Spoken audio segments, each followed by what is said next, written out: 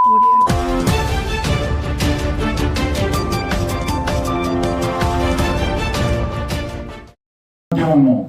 రోజు ఇందిరాగాంధీకి వ్యతిరేకంగా ప్రజాస్వామ్య పరోక్ష ఉద్యమం చేయాల్సినటువంటి పరిస్థితి వస్తే 1977లో కానీ 84లో కానీ మొత్తము పనిచేయాల్సినటువంటి పరిస్థితి ఈ బీసీలది. మళ్ళా లబ్ధిదారులందరూ కూడా అప్పర్ క్యాస్ట్ సిస్టమ్ మాత్రమేటటువంటిది గుర్తుకొచ్చి చేస్తున్నాం.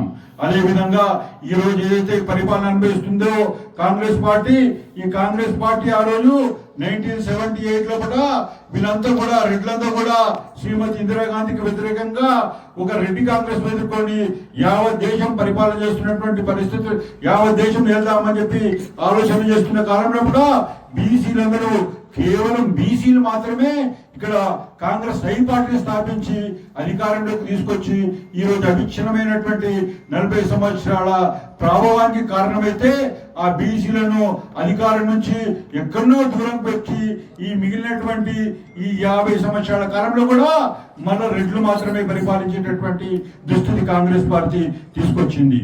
ఈ రకంగా అడుగడుగున అన్యాయము, అడుగడుగున అవకాశాల కొరకు పోరాటాలు అనేటటువంటిది మనదైతే ఆ అవకాశాలు మొత్తం వాళ్ళే సొంతం చేసుకునేటటువంటి ఈ దుర్మార్గమైనటువంటి వ్యవస్థ కంటిన్యూ అవుతుంది. ఈ దశలో కూడా బీసీలందరూ కూడా ఏం కోరిందంటే ఎప్పుడు కూడా మాకు అధికారం కావాలని కోరలే. అరే బాబు, మీరు రాజ్యాంగం ఏదైతే ఇచ్చిండ్రో ఆ జనాభా దామాషా ప్రకారము రిజర్వేషన్ అనేటటువంటిది మా మీద పడి చేస్తే మేమేదో చదువుతోటో ఏదో చిన్నపాటి ఉద్యోగాలతో బతుకుతామని చెప్పేసి వీళ్ళు మొట్టమొదటిసారిగా పోరాటం చేయాల్సినటువంటి పరిస్థితి 86లో వచ్చింది.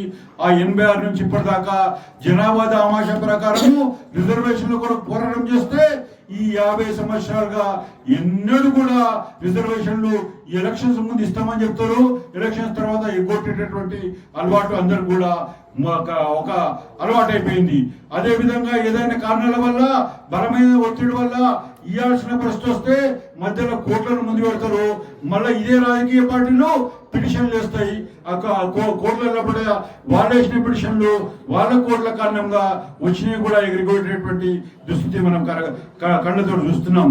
ఇటువంటి అనుభవాలు ఉన్నటువంటి పరిస్థితుల్లో కూడా చట్టసభల్లో కూడా 50% రిజర్వేషన్ కావాలంటే, అదేవిధంగా 42% రిజర్వేషన్లు ఇవ్వాలంటేటువంటి హామీలు ఫుల్ఫిల్ చేయమనంటే, అదేవిధంగా మీరు ఏదైతే కాంట్రాక్టులలో 42% ఇస్తామంటేటువంటి హామీ ఫుల్ఫిల్ చేయమంటే, అదే విద్యా ఉద్యోగాల్లో కూడా 42% ఇవ్వమనంటే, అదేవిధంగా మీరు ప్రైవేటైజేషన్ చేసినారు. మీరు ఈ రాష్ట్రంలో కూడా ప్రైవేటైజేషన్ సిస్టమ్ లేదు.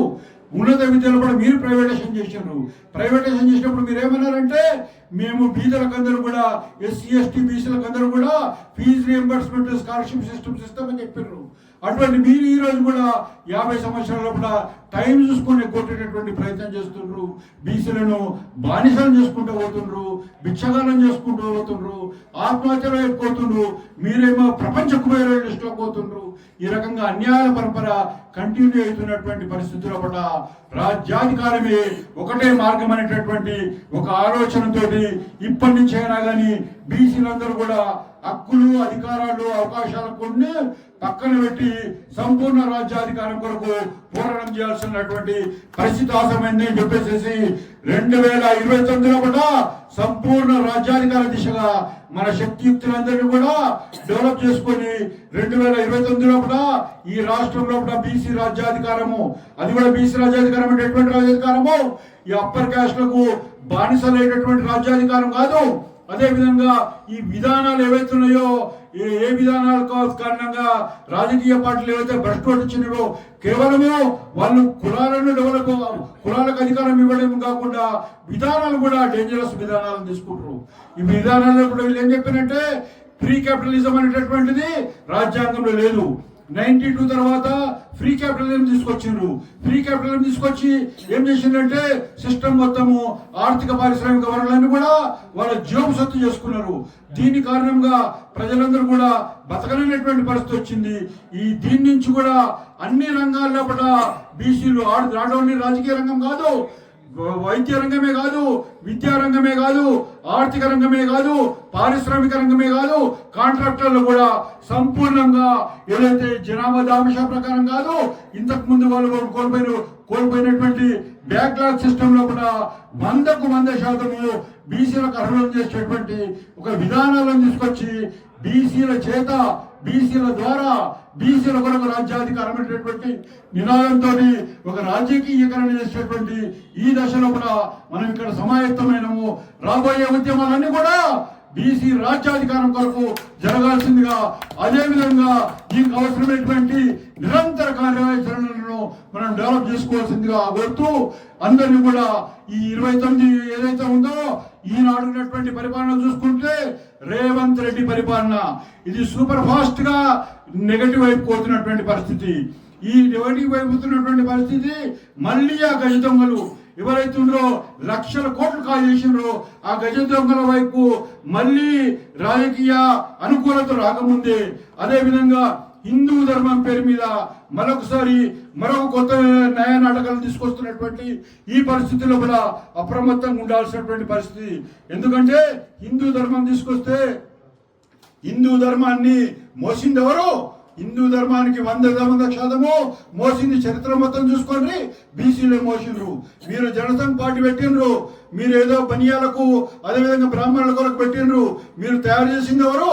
ఇదే హిందూ అనేటటువంటి ఒక జ్ఞానానికి ఆకర్షణమై మతం అనేటటువంటి మత్తు లోపల ఈ ప్రజలందరూ కూడా మీకు 15 సంవత్సరాలు కేంద్ర ప్రభుత్వ పాలన, అదే విధంగా దేశం మొత్తం మీద ఎన్నో రాష్ట్రాల కూడా పాలన ఇచ్చి, అదే విధంగా మన పార్లమెంట్ లో కూడా 8 సీట్లు ఇచ్చినటువంటి ఈ హిందూ పార్టీ ఏదైతుందో వీళ్ళందరూ కూడా బీసీలను ఒక పల్లకిలో నెక్కేటటువంటి ఒక బానిసలుగా తయారు చేస్తున్నారు. అసలైన అధికారము వాళ్ళకి ఇవ్వడమే కాకుండా ఈరోజు ఆదాని అంబానీల పేరు మీద సంపద మొత్తం కూడా ప్రపంచ కుబేరులను తయారు చేయడానికి కొరకు వాళ్ళకే ఉపయోగించుకొని బీసీలను రక్త మాంసాలు కూడా పిండేసేసి కేవలము మత్తు మాత్రం మనకిచ్చేసేసి అధికారము పదకిలు మాత్రము వాళ్ళే మోసినటువంటి దృష్టిని తీసుకొచ్చారు.